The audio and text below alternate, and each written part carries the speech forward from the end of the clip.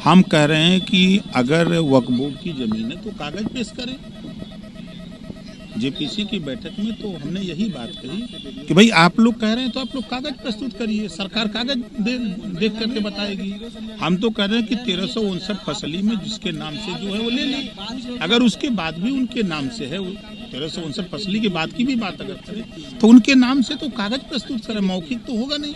अब ये दुकानदार सामने जैसे हैं, ये इसको कोई कहे कि वक्फ बोर्ड की जमीन है तो इनके पास पेपर होगा ना। अगर जो कह रहा है तो वो भी पेपर दे कि मेरी जमीन है, तो दोनों का साक्ष्य मिला लिया जाएगा और वो बता दिया जाए किसका। पहले अवैध कब्जे हुए, आज आप बनारस में नहीं अवैध कब्जे हट रहे हैं, तमाम चीजें हैं। तो जो चीजें अब जैसे हम कह रहे हैं कि जो लखनऊ में कुछ ऐसी मशहूर चीजें हैं, तो इमामबाड़ा है, तो अब उसको सरकार लेगी तो जो सरकार के अधीन हो जाएगा।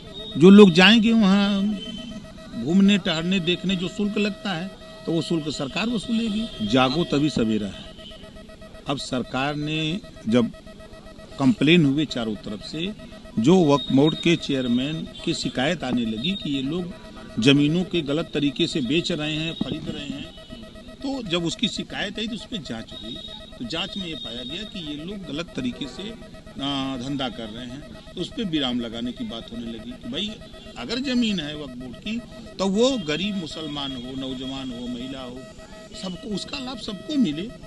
अब चलिए लखनऊ में दिखावें, क्या बात कर, कोई हमारे सामने आवे, आमने सामने बात करे, 5-5 लाख रुपया ले करके तब जो है वो क्या कहते हैं दफनाने दे रहे हैं लोग। यही है भाईचारा, यही आप एक दूसरे के मित्र हो, यही काम करते हो।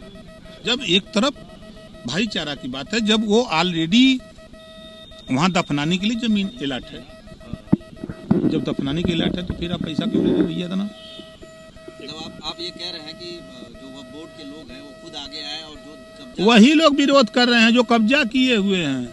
आम लोग तो खुश हैं कि खाली हुआ मनो के मिले हैं।